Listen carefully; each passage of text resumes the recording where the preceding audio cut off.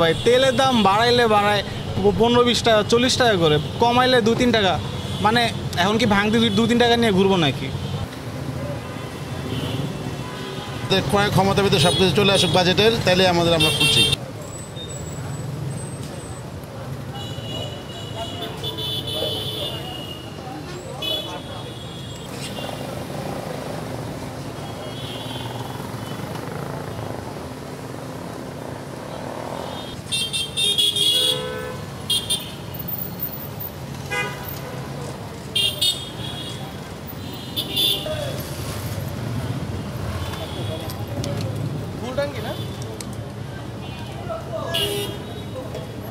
একটু উঁচা করে দেন তো ভাই, যাতে তেলটা দেখা যায়।